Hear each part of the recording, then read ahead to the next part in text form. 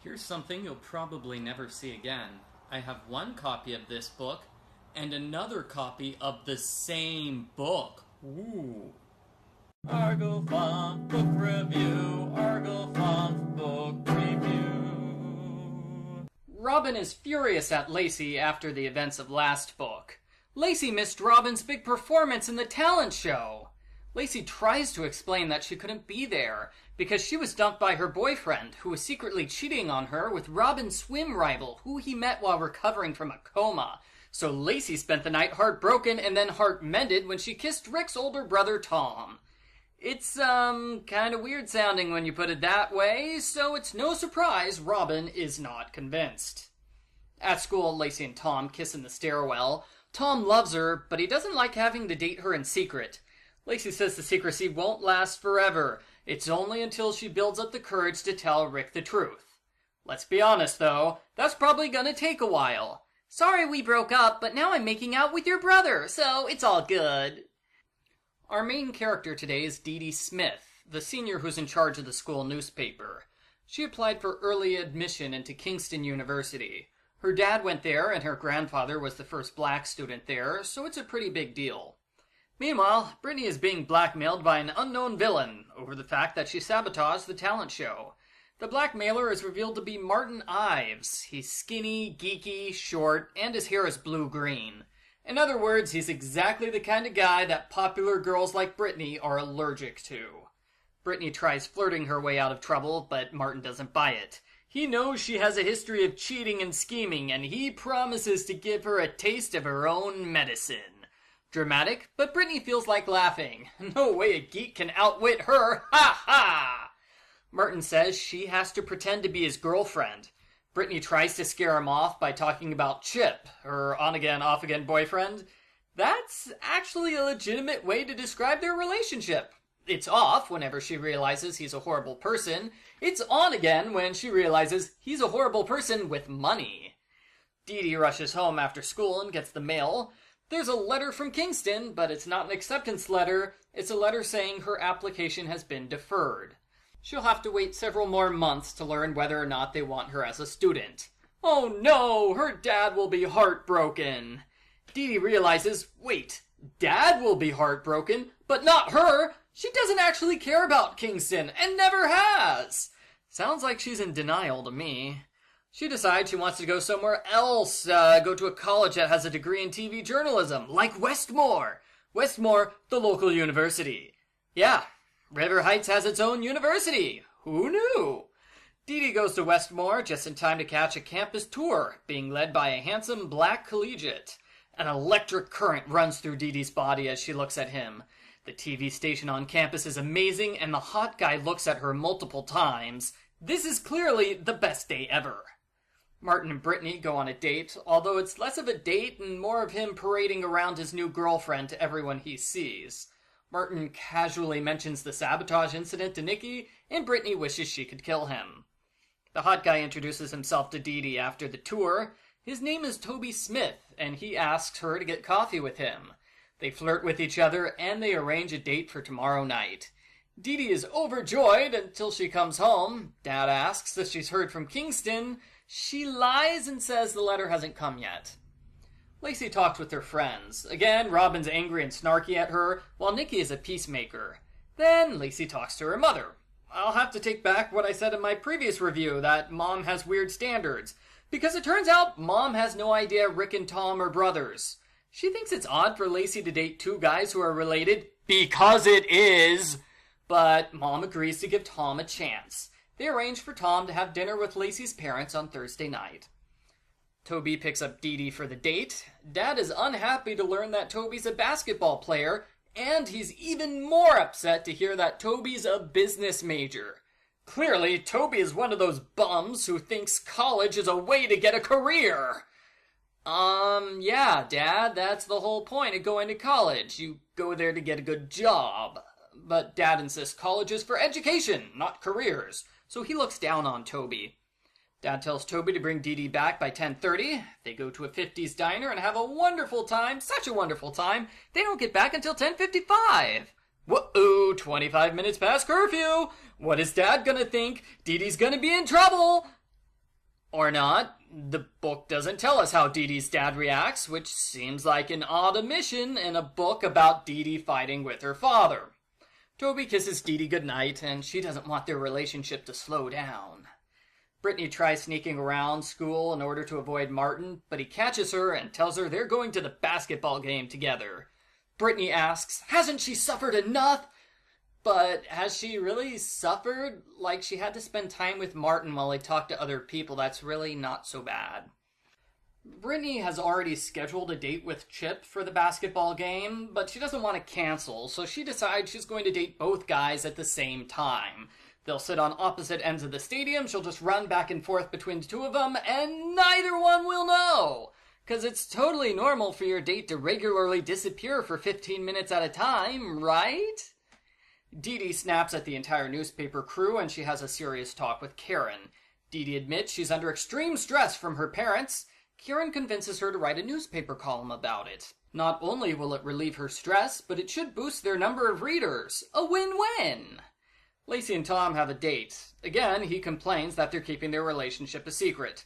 Lacey agrees to tell Rick what's going on, but when she talks to Rick, he hijacks the conversation and he apologizes for the horrible way he treated her. He hugs her right in front of Tom, and Tom is super suspicious they're getting back together again. He walks on up and... Oh, wait, I already used that picture. Here, fixed. Chip shows up at River Heights High in disguise to make sure Brittany doesn't have a secret boyfriend. Brittany recognizes him by his designer sunglasses. Yeah, she would recognize those. And she hides in the newspaper office where Dede and Karen are bragging about her amazing column. Brittany declares today as the worst day of her life. Brittany is a drama queen. Tom has dinner with Lacey's parents, and it's super awkward. They ask him questions, and they frown when he gives short, angry answers. Clearly, Lacey's parents have never been around moody teenagers before. Lacey desperately tries to change the conversation, but to no avail. Dinner comes to a grinding halt when Tom says he plans to become a musician instead of going to college. I'm going to side with Lacey's parents on this one. Tom, dude, your band has never performed anywhere ever. You shouldn't bet your entire life on them.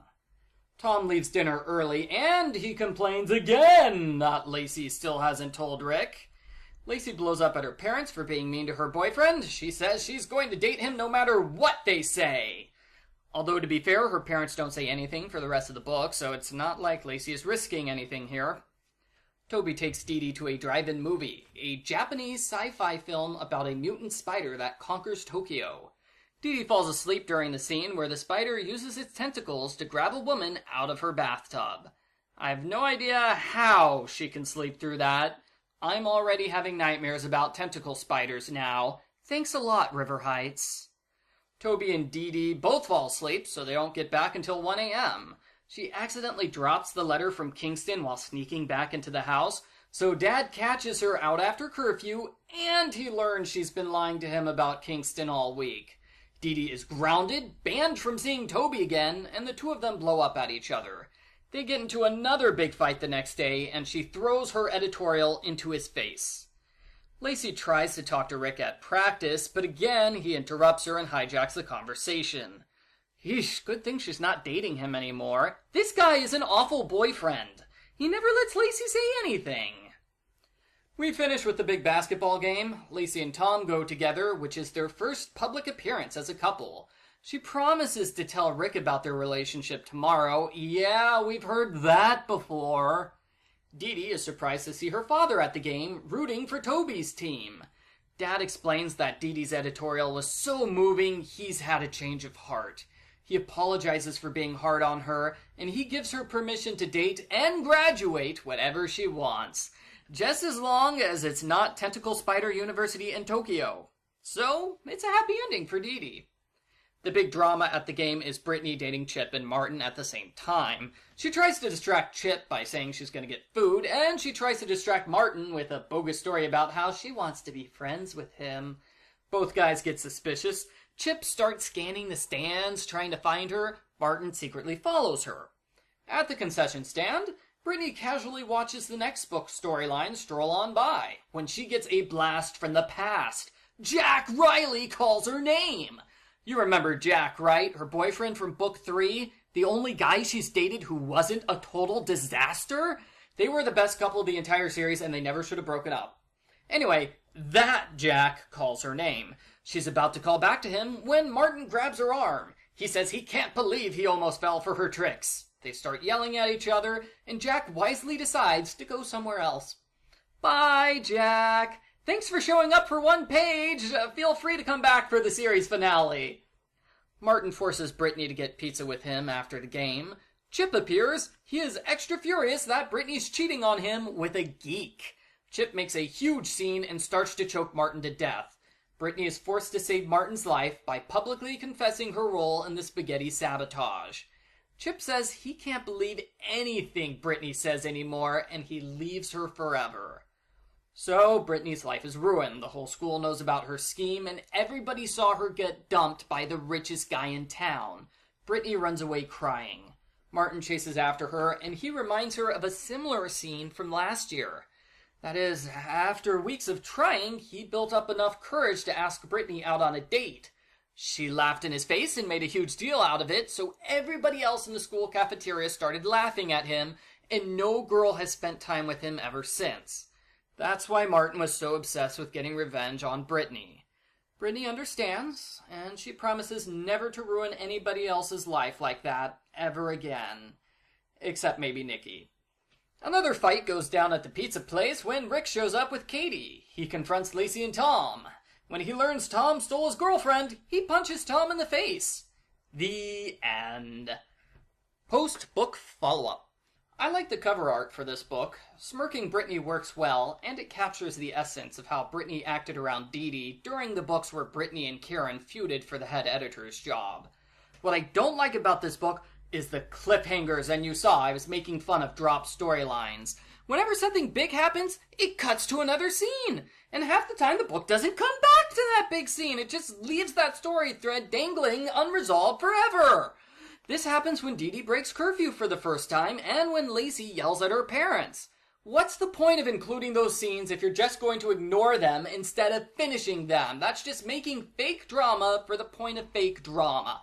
I didn't like it in the slightest.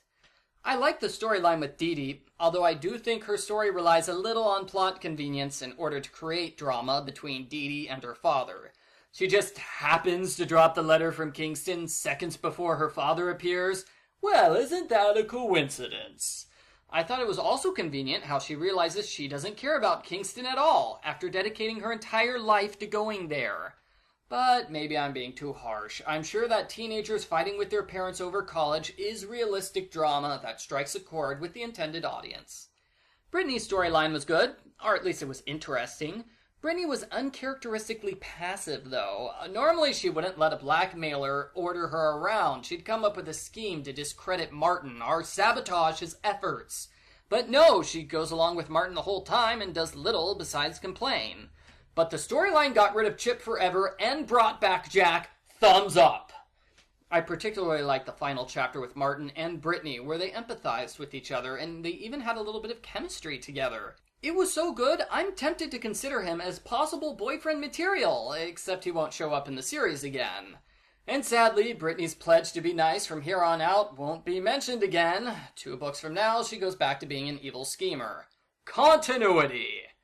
Lacey and Tom's storyline was not good. It was a half-hearted continuation of last book's story, and all it does is stretch out the inevitable Rick and Tom argument for another 150 pages.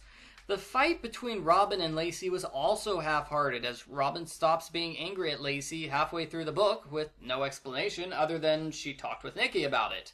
We could have seen Nikki try to repair the relationship between her 2 friends. Nikki is allegedly the main character of this series. Let's give her a storyline! Or a scene or something.